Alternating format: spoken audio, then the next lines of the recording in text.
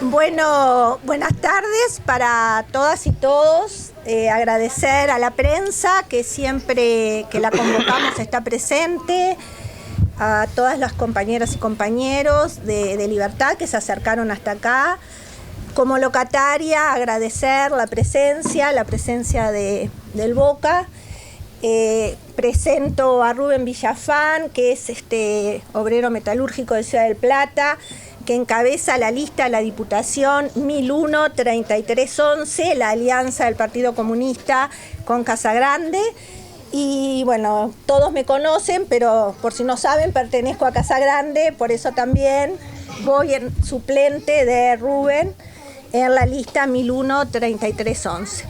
Y bueno, acá creo que la figura es el Boca, así que vamos a darle la palabra a Rubito, decía algo, después le pasamos al Boca y después hacen preguntas si quieren. Bien, bueno, gracias. La representación de ahí. No, cortito también porque andamos medio garreados de temas vocales. Y no, es una alianza que nosotros tenemos un orgullo bárbaro de compartir, ¿no? Es una alianza, a nuestro entender, muy potente en el departamento, donde el tema social está en todos los compañeros que integramos la lista. Y bueno, nosotros lo que le queremos plantear es, le decimos a la gente que bueno, que nosotros siempre la propuesta de organizarnos y defender nuestros derechos. Y donde venimos, bien lo dice, escuchaba Oscar hoy, donde veníamos, el tema de indignarnos cuando se nos arrebatan conquistas, ¿no? O derechos que ya tenemos. Y me parece que tenemos que empezar a nosotros a hacer eso, ¿no? Empezar a rebelarnos ante esas cosas y también organizarnos, ¿no? Nosotros, es una cosa que siempre decimos, no creemos en dioses, sí creemos en el colectivo y acá nadie es más que nadie. Y sí tenemos que rendir cuenta hacia los que nos votan o no esa confianza. Bueno, más nada, y bueno, paso a Oscar ahí y muchas gracias.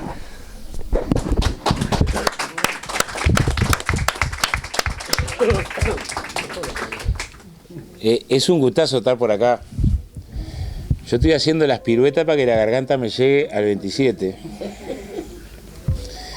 Y claro, esta semana es una semana bastante cargada porque arrancamos la madrugada para Rocha ayer y justo los compañeros de Libertad acá de la cárcel me pidieron ¿qué día te queda para hacer una asamblea? El único que tenía era hoy de mañana, pero claro, tuvimos que salir a las 1500.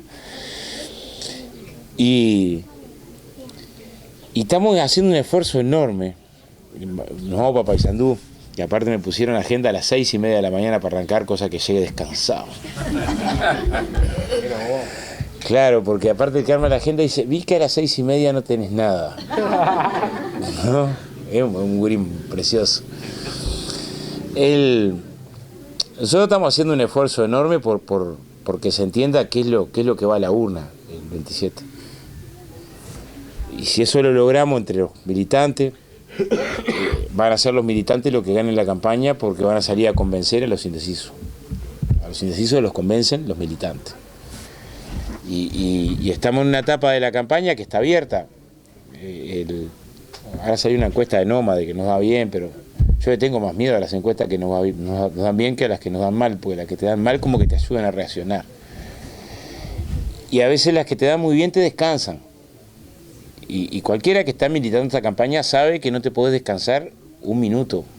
¿Por qué? Porque hay una parte de la población, y ese es un problema para reflexionar después, porque es también de alguna manera nuestra responsabilidad, está muy alejada de la política.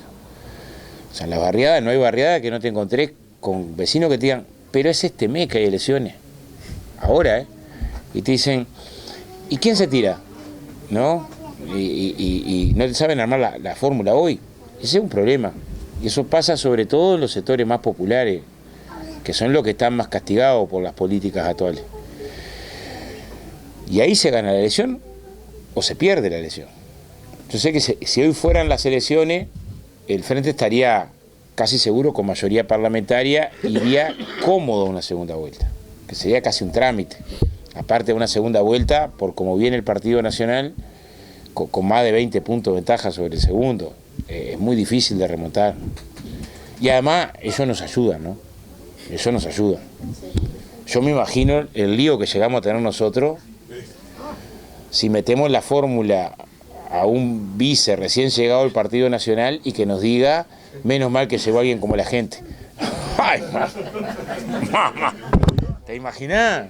Que digan, menos mal que llegó alguien de carne y hueso, alguien que sabe con lo que el pueblo precisa. Tenemos un lío aparte a caballo. Esta muchacha, y ustedes saben igual que yo, porque todos tenemos, acá el Uruguay es chico, todos tenemos conocido de todas las tonterías. Yo la cantidad de llamadas que tuve de dirigente partido, esta me la mandaste vos, Boca, para que nos haga esto. No, yo no mandé a nadie, ¿qué iba a mandar? La eligieron ustedes. Hasta diría que no se acepta devolución. ¿Qué quiero decir, compañero? Que la elección está abierta, es bastante más favorable para el Frente Amplio, pero fíjate que si te descuidas y en esta semana y media te mastican algún voto, podés perder la mayoría parlamentaria por 5.000 votos. Y si perdés la mayoría parlamentaria por 5.000 votos es para darse un martillazo, no sé, en el dedo. Dije el dedo, ella pensó, pero el dedo. ¿Qué quiero decir? Que sería una irresponsabilidad que nos descansáramos en que vamos bien. Vamos bien, pero hay que garantizar el triunfo. Y garantizar el triunfo es por lo menos garantizar la mayoría parlamentaria y además, si en ese remate no solamente no perdemos ningún voto, sino remontamos 1 o 2 puntitos, hasta poder dar el batacazo y ganar en primera vuelta. Todo eso está abierto. Y no está abierto por arriba. A veces se hacen cosas geniales. Esta canción que cantó Mochi con Pepe Vázquez es emocionante. Pero la campaña se va a ganar por abajo. Y ahí el militante es clave. Todos nosotros tenemos en el entorno, entre los amigos, los familiares, los conocidos del trabajo, todos sabemos de alguno que está indeciso. No es al que más ganas te dan de conversar, porque estas 5 horas para explicar algunas cosas, pero es al que tenemos que ir a conversar ahora. O sea, la elección se gana ahí. Se gana ahí. Y se gana ahí con una parte de la población que se siente alejada de la política en su cabeza, pero que no está alejada de tener problemas por decisiones políticas. Porque tiene salario bajo, no tiene trabajo, precariedad, o ve la violencia, o le aterra la cantidad de personas en situación de calle, o problema de vivienda, o sabe que sus gurises están con dificultades para poder estudiar. Y el programa del Frente Amplio interpreta muy bien esos dramas. Entonces, que no nos vote, pero que sepa que vamos a multiplicar las becas para los gurises que están más pobres en secundaria. Que lo sepa, capaz que después no nos vota. Que no nos vote, pero que sepa que el Frente Amplio está comprometido a un ingreso ciudadano a la mujer que está con gurises tirada contra el piso. Capaz que no nos vote, pero que sepa eso. Que no nos vote, pero que sepa que queremos recuperar el ajuste a las jubilaciones mínimas que se adelanta a mitad de año. Que no nos vote, pero que sepa que queremos duplicar la inversión en vivienda y atender sobre todo a los sectores más postergados. Y es un compromiso fuerte del Frente Amplio. Que no nos vote, pero tenemos un esfuerzo enorme para hacer con los salarios más sumergidos. O sea, el programa del Frente Amplio, las propuestas, dialoga muy bien con los dramas que tienen los indecisos. En serio, es una torpeza esconder el programa. Es cuando más tenés que estar sacando pecho. Pero además, tenés credenciales, porque todos pueden hacer estas promesas, planteo, lo que fuera. Yo qué sé, el Partido Nacional va a hablar de las becas para los estudiantes, tiene que explicar por qué recortó 10.000 becas. Primero, supongo. Si va a hablar de las jubilaciones más bajas, tiene que explicar por qué, sin haber dicho, como decían en mi barrio, agua va, empezó a descontar el ajuste a cuenta que se le hacía a la jubilación y las congeló por 4 años. O sea, a priori, si quiere hablar de los salarios, va a tener que explicar por qué hubo 4 años de rebaja salario. Y hay 100.000 uruguayos más que cobran menos 25.000 pesos en Uruguay hoy que en el 2019. O sea, no la tiene tan fácil. Si va a explicar que quiere combatir la pobreza infantil, bueno, pero creció la economía y más niños pobres, señor. Entonces tenemos una enorme ventaja ahí para el retorno del gobierno. Después hay un segundo elemento, compañeros y compañeras, que es el siguiente. Nosotros, este espacio político, espacio que intenta invitar no solo a ganar las elecciones. Es más, nuestra tradición es que ganar las elecciones solo no alcanza. Es importante, pero no alcanza. Y si teníamos alguna duda, cuando perdimos el gobierno nos dimos cuenta que no alcanza con el gobierno. Hay que ganar la conciencia del pueblo. Y eso se hace organizándose. O sea, nosotros no somos analistas políticos, somos luchadores contra las desigualdades. Y la lucha contra las desigualdades tiene un plano material, económico, garantizar el plato de lenteja, garantizar la vivienda, garantizar el derecho a la educación. Pero tiene un plano cultural, que es donde hemos tenido, en mi opinión, mayores dificultades. Y es donde vamos a tener un desafío enorme los Frente Amplistas. Porque cuando chapamos el gobierno y teníamos un país enterrado en la miseria más absoluta y creamos el Ministerio de Desarrollo, pensamos que todo el mundo iba a aplaudir esta medida. Y multiplicamos por 4 la asignación familiar y dijimos, esto todo el mundo, ¿quién va a estar en contra de darle una asignación a la mujer que está llena de gurises? Pero a los 2 minutos teníamos mensaje, los del MIDE, ay los del MIDE, ay los del MIDE para acá, los del MIDE para allá, ay que la vi comprarse unos chicles y un alfajor, ay que... Yo a veces pongo el ejemplo, yo me crié en Villa Felicidad, el agua potable la conocimos a los 15 años, mi generación, y algunos, la cena era el merendero, con pan del día anterior, dulce membrillo y leche en polvo. Y me tocó encontrarme con compañeros de la villa diciendo los del MIDE, muchacho, qué bien nos había hecho el MIDE, a nosotros te das cuenta. No hay que enojarse, hay que entender que el cambio cultural, el cambio de conciencia solidaria, de conciencia política, de humanidad, a veces cuesta más construirlo. Cuesta más construirlo. Y metés 3, 4 quincenas seguidas y ya te creés que sos mejor que el otro. Fíjate, pero el desafío que vamos a tener ahora, el Frente plantea un piso 75.000 becas para los estudiantes más pobres. Y capaz que tenemos que dar alguna más beca. Pero no va a haber beca para todo. Va a haber beca para el que la precisa para estudiar. Y eso tiene un primer desafío técnico, económico, conseguir los recursos para que ningún gurí en Uruguay deje de estudiar porque tiene que salir a trabajar o cuidar al hermano. Pero después tiene un desafío cultural, el más difícil de todo, que es que el botija al que no le toca la beca esté contento por el que sí le toca la beca. Y no esté de envidioso. Al revés, diga, qué bueno, mirá, Panchito que tengo al lado va a poder estudiar gracias a la beca, y si no capaz que se tenía que quedar por el camino, qué alegría ese día. Y esto no es fácil de construir. Capaz que el desafío más difícil de construir que tenemos, decir, bueno, en realidad si conquistaste un derecho, por eso tenés que construir con los estudiantes organizados y pensando que es una conquista y pensando que...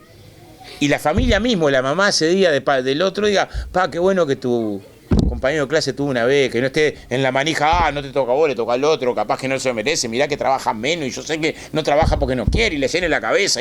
Señora, todavía hay gente que salta por una asignación de 2.000 pesos, de 3.000 pesos, señor. ¿Te parece que es mucho lo que se le da a una familia a eso?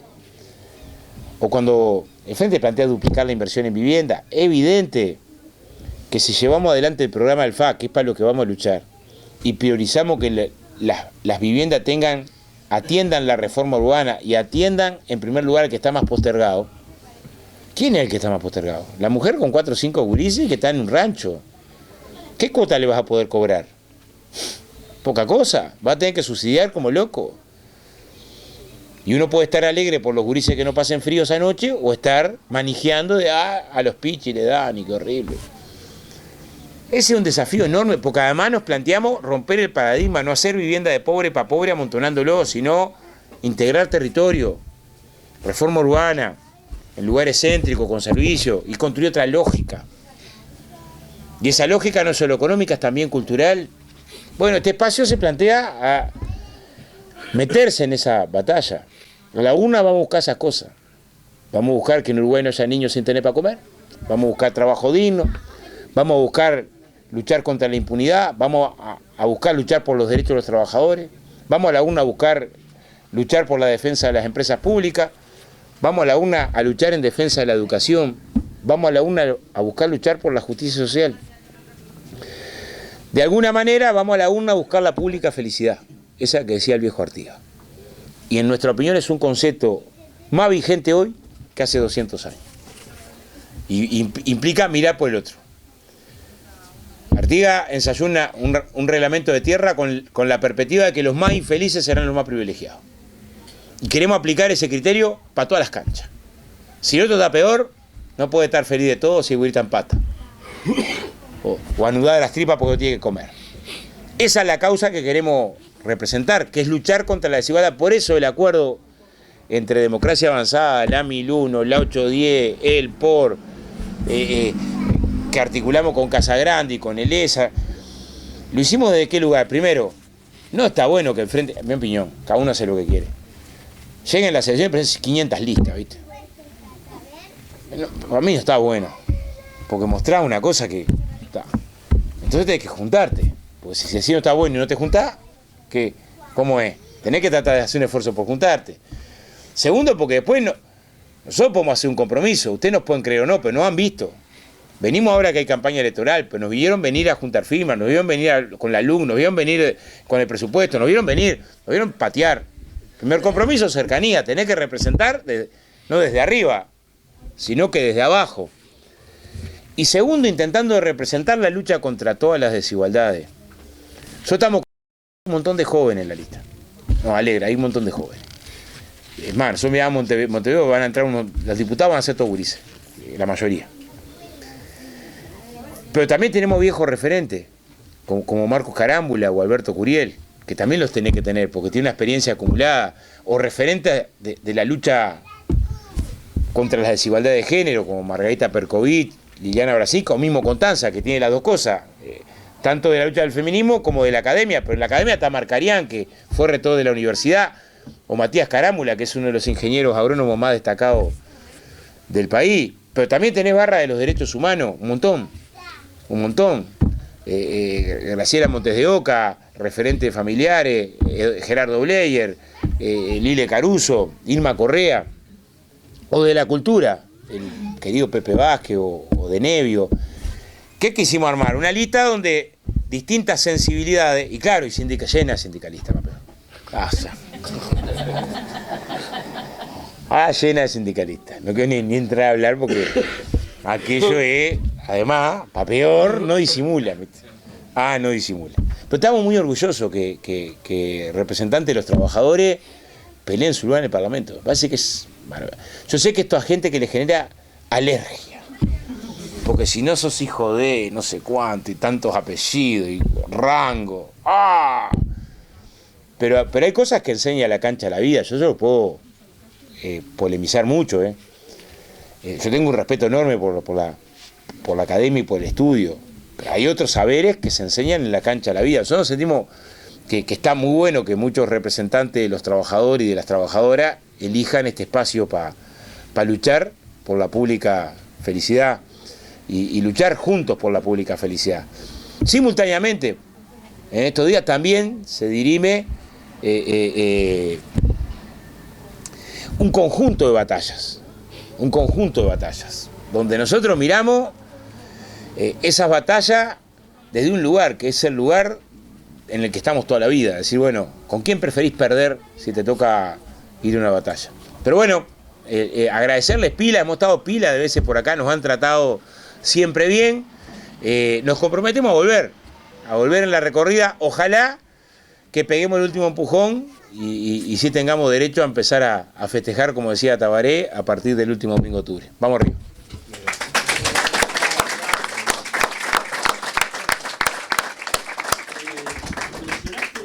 Mencionaste las empresas públicas hace un ratito. ¿Qué hay o qué se está pensando en función de todas las desregulaciones y cesiones a los privados que ha habido durante este periodo? ¿Qué se va a rever? ¿Se va a intentar rever eso? Hay algunas que podés rever más fácil que otras. Por ejemplo, en el caso de la ley de medios, que tiene como uno de los costados entregar una parte de la soberanía al país. O sea, la ley de medios, por un lado, es la concentración de los medios. Por otro lado, facilitar la extranjerización de los medios. Tiene elementos donde recorta participación ciudadana en el proceso de adjudicación, por lo tanto es menos transparente. Tenía un artículo que además censuraba, que fue el que fue vetado. Pero lo más grave de la ley de medios y las decisiones posteriores a la ley de medios es que concedes el Internet, donde tenías una posición monopólica de Antel, a los que le pueden competir a Antel. Y no es el cablero interior el que le va a competir a Antel. El que le puede competir a Antel son las grandes corporaciones mediáticas. Ahí se cuela Clarín con los grandes canales privados. Y no es solo la plata que pierde Antel. Pues bueno, esto lo miro desde el ángulo de que Antel pierde plata y como esto reporta el 40% del presupuesto de Antel, va a haber menos recursos para rentas generales para atender la educación, la salud, la vivienda. Eso es cierto. Pero el tema tiene un alcance estratégico, porque el mundo que se viene es un mundo que tiene la inteligencia artificial, los datos, el Internet de las cosas, buena parte de las transformaciones productivas que por venir. Y no es lo mismo que la determinación de esas transformaciones, el Estado tenga un rol relevante, a que el Estado esté afuera de la jugada. Entonces eso hay que recuperarlo de manera inmediata. Claro, para recuperarlo de manera inmediata hay que tener los votos para recuperarlo, y por eso es tan importante reconstruir la mayoría parlamentaria. No se explica que una cuarta parte de la energía que UTE vendía la dejó de vender a los grandes consumidores a cuenta del resto de los comunes mortales, ¿no? Es evidente que ahí tenemos una entrega de una parte de la soberanía. Lo mismo en el puerto. El puerto lo que tiene es que es más complejo, porque tenés un acuerdo firmado y demandas cruzadas por todos lados, entonces los pasos para recuperar soberanía en el puerto. O sea, que un país haya entregado el reglamento de atraque buque, yo sé que yo no soy experto en temas portuarios, pero es como que entregué una parte del himno, digámosle, ¿no? O sea, que sea una multinacional la que defina quién atraca y quién no atraca, es como que no tiene gollete, no se puede creer. A partir de ahí quedaste con las ruedas para arriba.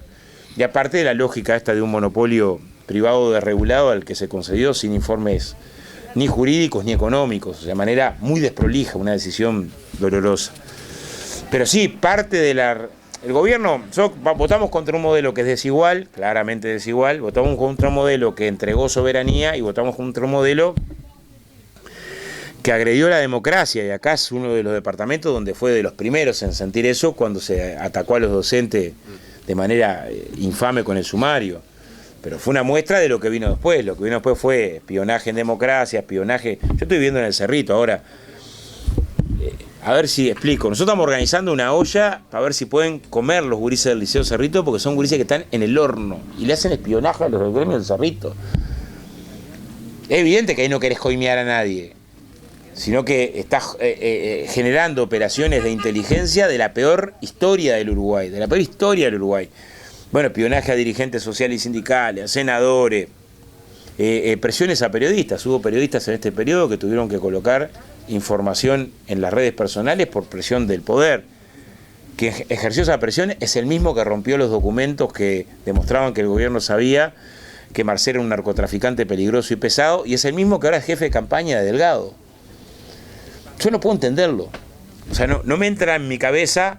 Por eso no podemos perder esta elección, porque nos sentiríamos muy tristes. ¿Y cómo en medio de esto perdés la elección? Es muy difícil de explicar algunas de las cosas que pasan en esta elección. O sea, que al responsable de una de las movidas clientelares más vergonzosas, como fue Albizu en Salto Grande, porque el clientelismo está mal siempre, pero es clientelismo en medio de un departamento que estaba con un desempleo espantoso, producto de la diferencia cambiaria, en la crisis más absoluta, y metés 30 personas, 12 ediles de la 404. 12 ediles, ni siquiera fuiste prolijo de decir voy cuentagota. Presupuestados permanentes, ni siquiera cargos de confianza, ¿no? Algunos de los ediles, además, Llenito al principio renunció a la Junta, no a Salto Grande. ¿Qué quiero decir? Pero es el candidato a diputado actual.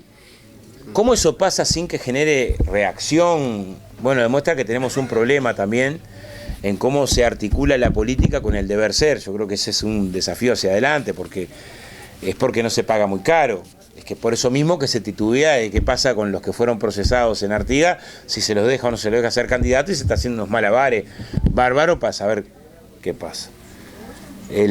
Pero bueno, es una campaña que para nosotros tiene ese norte en esos planos. Uno, sí, las empresas públicas, que además tienen que jugar un papel diferente para promover el desarrollo, para promover compras públicas que tengan que ver con el desarrollo productivo, para promover investigación, ciencia y tecnología. Vos vas a tener que articular el 1% para ciencia y tecnología, sí, pero no alcanza. Papel de las empresas públicas innovando necesariamente, articular posibilidades que el sector privado también, o sea, tenga que ver con que reinviertan ciencia y tecnología. Tiene que ser uno de los elementos de decir, bueno, hacemos cada exoneraciones que son un semejante mamarracho, algunas son un mamarracho. Bueno, tenés que tener mucho control, al menos de que sirva para reincorporar innovación, ciencia, desarrollo, que es uno de los desafíos más grandes que tiene el país hacia adelante. Y bueno, ahí las empresas públicas son un factor fundamental para transformarlas en palanca de desarrollo. Nuevamente una campaña con el tema seguridad pública sobre la mesa y con principal inquietud. ¿Cómo lo...? Bueno, yo hice, capaz que no se notó, pero hice 2 propuestas potentes recién sobre el tema seguridad pública. Porque, claro, el tema que discutimos seguridad pública de una manera espantosa. Tanto que yo, viste, los jíbaros que le hacían la cabecita chica, nos envidiarían, porque, a ver, 9 de cada 10 personas que están privadas de libertad, cuando eran gurises no terminaron ciclo básico. Entonces, cuando vos planteas un fuerte sistema de beca para que la gurizada pueda terminar trayectoria educativa, estás hablando de seguridad. No, que es educación, estás hablando de seguridad, mi amigo. Estás hablando de seguridad, porque es uno de los factores que incide. Tenés que mirarlos todos, ¿no? Pero que este es uno de los factores seguro. El principal problema que tenemos en seguridad hoy es que tenemos 4 de cada 10 gurises que están en escuela y liceos públicos en la inseguridad alimentaria y 1 de cada 10 en inseguridad alimentaria grave. Es que los datos de violencia sobre las infancias explotaron sin que nadie muestre esa gráfica. O sea, pasaron de 22.000 oficios judiciales el INAU a 56.000 oficios judiciales. No es que creció de 22 a 24. De 22.000 a 56.000. Las reiteraciones se triplicaron. Que la reiteración es un indicador de la ineficiencia del papel del Estado en corregir. Entonces tenés 1 de cada 5 gurises pobres, 2 de cada 5 si medí multidimensionalmente la pobreza, gurises pobres, mal comido y que sufren violencia. Pensar que eso mañana no te explota en la cara es absurdo. Es absurdo. O sea, si no tenés un pienso de los problemas estructurales de la violencia en la sociedad, lo mismo en la vivienda. El tema de que sean las carteras de tierra en zonas céntricas y con servicios para atender los sectores de trabajadores, algo que empezó a hacerse en este periodo en Montevideo. Te miran, las cooperativas de vivienda, muchas en este periodo, están en el centro de Montevideo. Hay una construcción, o sea, al lado de la Torre Ejecutiva, o va a poder saludar a Yamandú, otra al lado del Ministerio de Trabajo. O sea, antes, el movimiento cooperativo en general accedía a tierra lejos. Bueno, que vos vayas construyendo trama urbana es una forma de resolver uno de los problemas principales de la violencia en la sociedad, la segregación territorial. Países con mayor segregación territorial, países más violentos. Países con mayor infancia violentada, pobre y mal alimentada, países más violentos. Se lo está regalando a seguridad al narco por 2 paquetes de papas fritas. Entonces, estos temas estructurales son temas que tienen que ver con la violencia en la sociedad. Es más, yo no le creo a nadie que me hable de violencia en la sociedad si no arranca por acá. El tema es que, ¿qué pasó en este periodo de gobierno? Hay más gurises pobres, se recortaron las becas, se cerraron los centros MEC. Los centros MEC eran una semillita chica, ¿no? No tenían que quedarse ahí, tenían que explotar para tener centros culturales en el barrio donde tengas para hacer todo. Artes marciales, coro, encuentros, talleristas, teatro, murga, cosas deportivas, para la gurizada y para el adulto mayor. Ahora, en vez de desarrollarlo los centros MEC, lo cerraron. Y después si hay más violencia en la sociedad, pero señor. Entonces sí, tenemos este enfoque desde este lugar sobre la seguridad ciudadana, de que tiene que mirarse con integralidad. Confío más en construir barrio que en cualquier operativo. Construir barrio, construir identidad, construir cultura, construir encuentro, construir salida.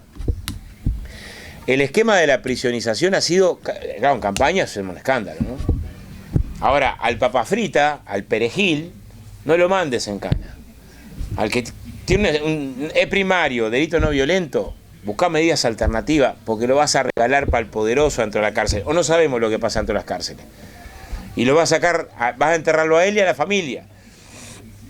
Cuando aplicamos la suspensión condicional del proceso que la LUC eliminó, sobre todo en los adolescentes primarios por hurto, bueno, no en cana, suspensión condicional. Andá a la plaza durante 6 meses, cortar el pasto, tenés que hacer esto, lo otro, Fue donde menos reincidencia hubo.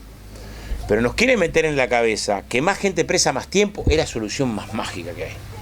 Y en realidad lo que tenés ahí después son cárceles que son ingestionables para nadie. Aparte que te sale $1000 cada privado de libertad por mes. Aparte que es plata muy mal gastada. En vez de concentrar en la prevención de las condiciones que van generando la situación de que se incremente la violencia en la sociedad. Entonces yo creo que hay que recuperar esa definición que Tabaré hacía muy precisa, de decir, hay que reprimir el delito. No hay duda. Tenés que tener una fuerza capaz de reprimir el delito, eficazmente. De investigarlo, eficazmente. No hay duda. Pero tenés que combatir las causas estructurales de la violencia. Si no haces eso simultáneamente y estratégicamente, integralmente, la violencia en la sociedad te va a desbordar. Porque es algo que lo estamos viendo todos los días, con datos que son espantosos, ¿no? Ya que estuviste acá en el penal, ¿qué te parece la construcción de cárceles mediante proyectos PPP, la inclusión de privados en un tema tan complejo como la seguridad pública? A ver, yo creo que vos tenés que pensar a mediano plazo en disminuir la población carcelaria. El objetivo no puede ser más cárceles para más gente presa. Es cierto que es difícil que tengas políticas de rehabilitación si tenés la gente hacinada. Entonces tenés ahí una trenza de problemas. En mi opinión, hay que revisar que la cárcel sea la última ratio. La cárcel, delito violento no hay duda. Delito violento tenés que pagar con privación de libertad, no hay duda, ¿no? Pero a veces tenés situaciones que no tienen gollete. Gollete en el sentido de en qué te suma que el resultado sea, pero tiene que ver con un problema cultural de cómo nos damos manija. A ver, la población carcelaria no ha parado de aumentar en el Uruguay. Y aumenta la población carcelaria y aumenta la violencia. No nos estamos dando cuenta que hay un problema ahí. Que hay un problema, ¿no? Porque terminan siendo las cárceles infinanciables, con pobreza desde el punto de vista de la educación, con pobreza desde el punto de vista del trabajo, y salís peor. Entonces, pues, pero aumenta la situación de calle. Y sí, señor. Salió el privado de libertad, que es más, nosotros hemos trabajado años en distintas experiencias con la población privada de libertad. Con el INISA hicimos un convenio, en su momento el Sindicato de la Construcción, INISA, Junta Departamental de Montevideo, que son 10 becas por año de gurises que salen del INISA, de la privación de libertad, pasan un año por beca en la Junta Departamental de Trabajo y después van a una obra en construcción. En esa trenza participaron 64 gurises, ninguno reincidió. Y yo estoy seguro que cuando uno reincida va a ser la tapa. Porque así, mirá, le dieron laburo al que el rapiñero. Pero ahí hay mucho para hacer, desde otros lugares. Desde otros lugares, y bueno, ¿cómo trabajás el patronato liberado? ¿Cómo trabajás en la negociación colectiva? ¿Cómo trabajás en hacer efectivo el otro proceso? Pero cuanto más antes trabajás, por eso decíamos, la beca para que puedas completar estudios, la alimentación cuando tenés la infancia, la no violencia, contribuye, la vivienda digna para el que está muerto frío, contribuye a que tengas menos niveles de exclusión social y eso te hace una sociedad menos violenta. Entre otras cosas porque es violento el que está durmiendo con unos cartones arriba. Aunque no le pega a nadie. Sí. El tema salud mental, que me preocupa mucho, porque yo estoy en ese gran problema de salud mental, por no tener trabajo, por una mala atención de enfermedad que tuve 2 años pasando de todo sin saber qué tenía, y al final en lo último me dieron. Pero ¿qué pasa? Me enfermaron la cabeza. Entonces, ¿qué va a pasar con eso? ¿Quiénes nos van a ayudar? ¿Quiénes nos van a proteger? Porque yo hoy por hoy, por de tener un problema de salud mental, no tengo trabajo. Tengo un problema de cadera que no me permite ir, que me conocen un montón de gente acá, que yo me limpiaba 6, 7 casas. Y yo ahora no lo puedo hacer. ¿Y de qué vivo yo? Con una pensión que le dieron a él en el 2012, agradecido a usted, que tuvo un accidente laboral en Teima, con 17.000 pesos, no podemos vivir por más que seamos los dos. Y si cuando yo voy al doctor, el psiquiatra me dice que yo tengo que superarme, porque el problema peor mío es el no tener laburo para comprar la medicación, que la tengo que comprar porque si no, estuve internada en Santa Lucía porque perdí la cabeza. Estuve 5 días internada totalmente sin saber quién era. Ujú. Porque salía a caminar, que fuera lo que Dios quiera. ¿Eso qué va a pasar con eso? A ver.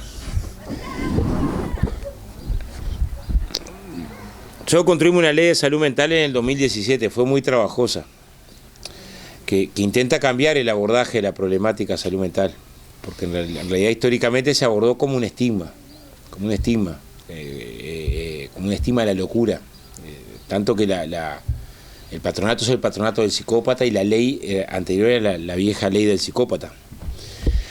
Y ahí tenés problemas que son de la gestión pública y problemas que son de la sociedad, que no son solo de la gestión pública, que es como la sociedad construye un abordaje diferente.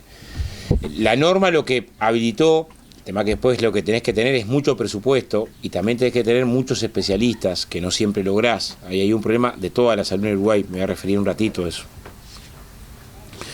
Que el abordaje sea multidisciplinario. Entonces, bueno, la problemática de la salud tiene que abordarse de distintas miradas. La mirada del psicólogo, del asistente social, del psiquiatra, del seguimiento, tener una infraestructura de casas de medio camino acorde para intentar no estigmatizar. Yo tuve a mi hermana internada en el Villar de Bo hace como 10 años, un intento de autoeliminación. Y vos tenías ahí personas internadas que hacía 15 años no las iba a ver nadie. Y eso no lo podés decretar por ley. De decir, bueno, quien tuvo un padecimiento mental, no le tenés que dejar de querer porque tengo un padecimiento mental, pero hay manifestaciones culturales muy duras que no son fáciles de cambiar, ¿no? Tanto que durante muchos años la problemática de salud mental era vista como un lujo para el que puede pagarlo. Y lo cierto es que en Uruguay hay distintos problemas. Uruguay tiene medio el récord de cantidad de gente que se empastilla para poder dormir, para controlar la ansiedad. Tuviste años, el 2022, con una tasa de suicidios que casi duplicó la de América Latina. O sea, tenés problemas enormes. En mi opinión, tenés dos planos. El asistencial, en los gobiernos del Frente se incorporó al PI, pero lo que se incorporó es insuficiente. Hubo alguna mejora marginal el año pasado en la cantidad de sesiones que te cubren para los primeros tratamientos o línea de autoayuda, pero es evidente que precisás mucho más para esto. El programa lo que dice es cumplir con la ley. Precisás una tonelada de plata, pero también precisás disposición. Voy a poner un gran problema que tenemos acá, que es que solamente el 3% de los especialistas trabaja para el norte del Río Negro. Entonces, y nosotros nos ha pasado que aún ofreciendo cargos de dedicación plena, que es el salario más alto que tenés en salud pública, que son arriba de 200.000 pesos. Claro, cualquier psiquiatra gana mucho más en Montevideo que eso. Entonces, ¿cuál es el problema? No es solo económico. Vos tenés que forjar especialistas que contribuyan a entender de que aunque gane un poco menos, donde me precisan tengo que ir. Este es un debate, hay compañeros que dicen, no, mucho romanticismo. Bueno, nosotros hace 14 años fundamos una brigada que va a trabajar los fines de semana gratis y cuando la fundamos nos miraban y decían, ¿quién va a ir?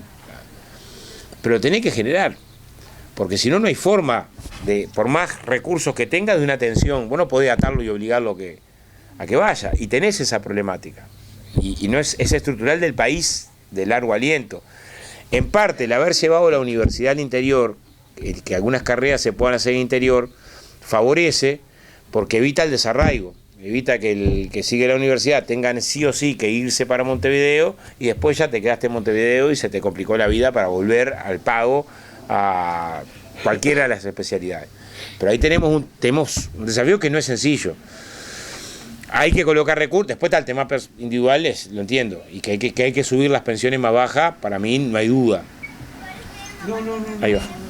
El tema del plebiscito, ¿no? Sí. De campaña, ¿no? Sí. De todos estos sectores que nombraste que apoyan las papeletas. ¿Por qué lo hacemos? O sea, nosotros no tomamos la iniciativa del plebiscito, la tomó el movimiento sindical, ¿no? Entonces vos lo que haces cuando es como que hay una huelga. Vos podés criticar la huelga o apoyar la huelga, ¿no? Lo primero que hacemos es decir, bueno, los que se metieron en la huelga, ¿no? Para hacer una comparación. ¿Hicieron una locura o efectivamente sus derechos fueron fuertemente agredidos como para que se defiendan?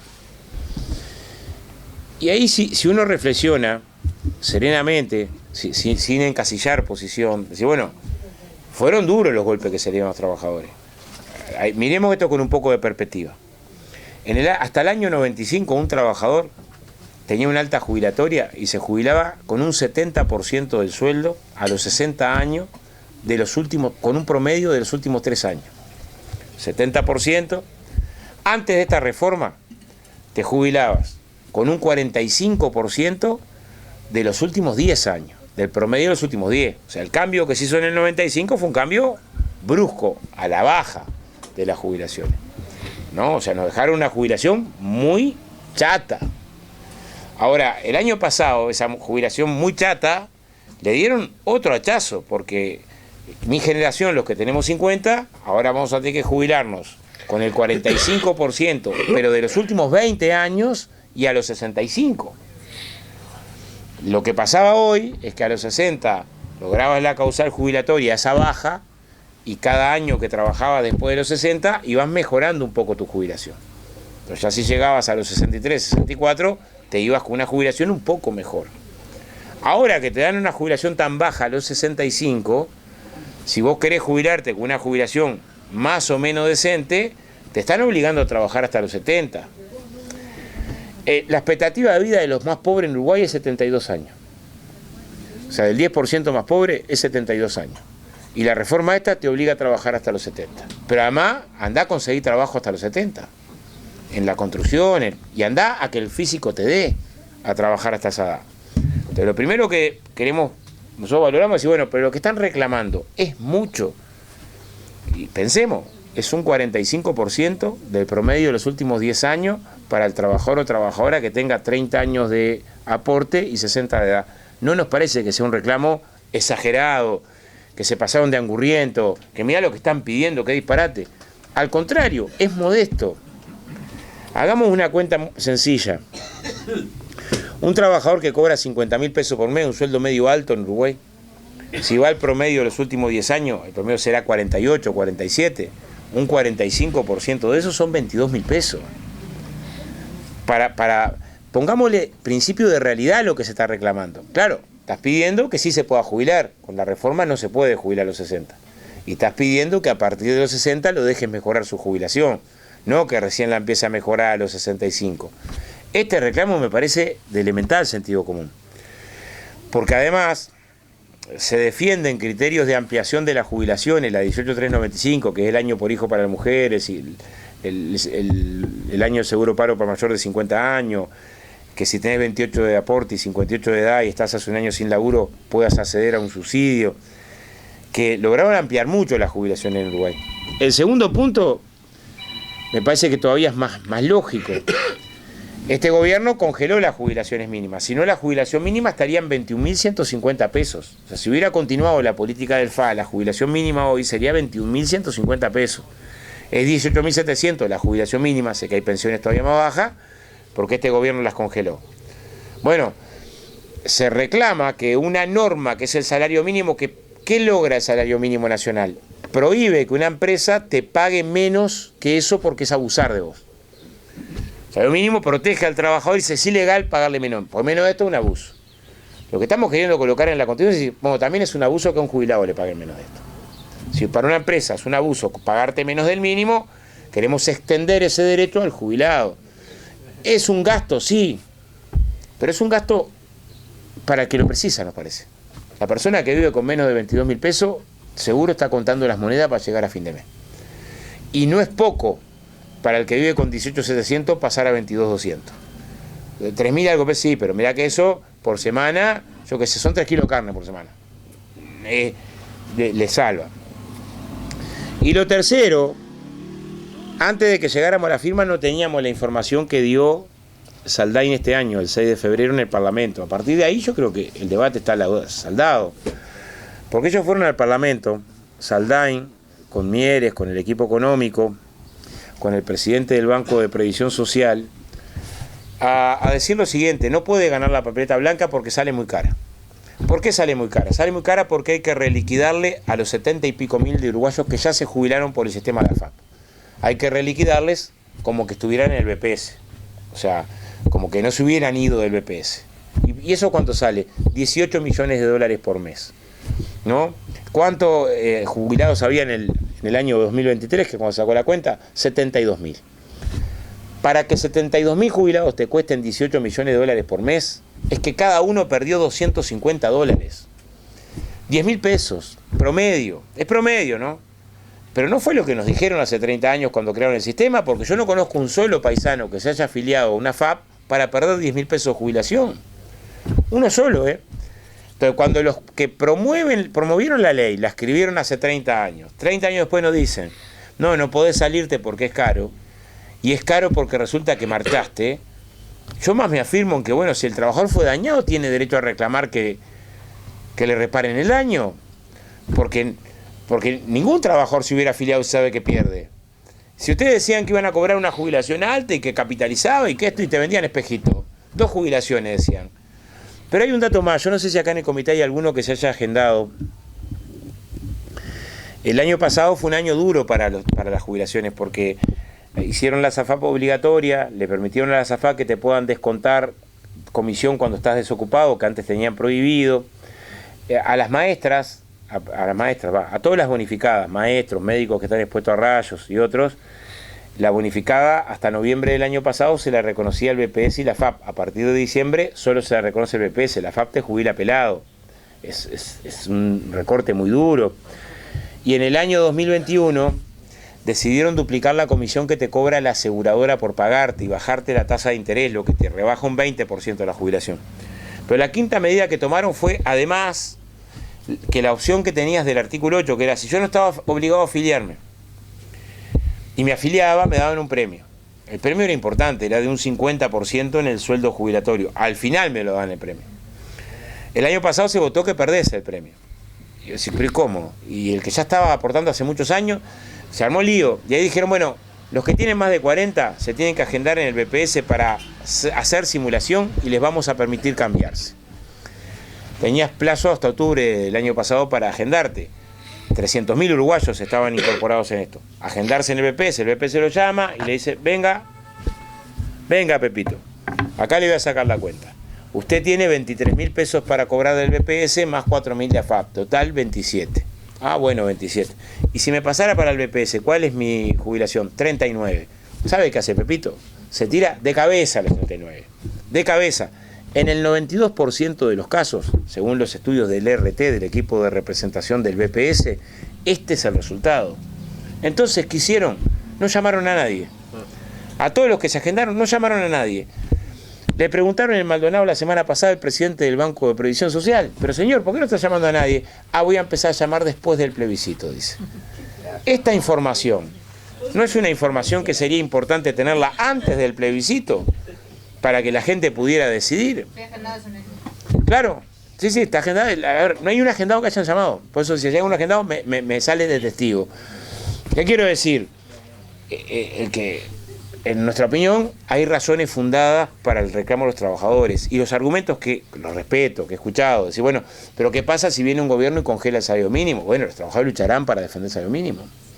O, qué horrible que esté en la Constitución si eso queda muy rígido. Yo cada vez que le doy vuelta a esto, yendo al artiguismo, digámosle. ¿Qué decía Artiga? Mi autoridad emana de vosotros. Entonces, ¿está mal que los derechos jubilatorios estén en la Constitución y que cuando se cambien tenga que consultarse a la ciudadanía? Pensémoslo, ¿no? Pensémoslo, que cuando se cambie, capaz que mañana hay que cambiarlo, pero sabemos que vamos a ser consultados. Capaz que mañana dicen, mirá, el porcentaje va a ser tanto, la edad va a ser cuánto, y hay que cambiarlo. Pero sabemos que vamos a participar. ¿No es una decisión a la que tenemos derecho de participar? Porque estás hablando de la vida misma. O sea, a esto de que la SAFAP un día se reúnan los bancos y decían bajarte un 20% tu jubilación para ver si hacen más atractivo a la aseguradora que venga a cobrarte. Entonces yo creo que no es que no se pueda cambiar. Lo que sí, cuando se vaya a cambiar, yo espero que sea mediante un diálogo de seguridad social que tenga algunos principios. Primero, contrapartidas. No quiero discursos para la infancia. Que esté arriba de la mesa la infancia, en concreto. No quiero discursos para la discapacidad. Que esté arriba de la mesa la discapacidad, o la cobertura de desempleo, o la formación. Ahí invito a una mesa. Dice, mira, el trabajador va a tener que poner más. Pero es para la infancia, para la discapacidad, para la formación del trabajador, para ampliar la cobertura de seguro de paro del que quedó más jodido. Me arremango y lo hago. Pero aparte, resisto archivo, vengo de un sindicato que aporta 5 fondos aparte del BPS. Ahora, aportás al fondo social, el hijo de tu compañero tiene carie, tiene la odontología cubierta. Arrancan las clases, tenés los útiles. Tenés problemas de salud mental, tenés asistencia por parte de cuestión de salud mental o de adiciones. Te estás haciendo el rancho, tenés préstamos materiales. Quedás sin trabajo, tenés una cobertura del fondo de Santía. O sea, primero que ves contrapartida. Y el segundo principio es que no pones solo el trabajador.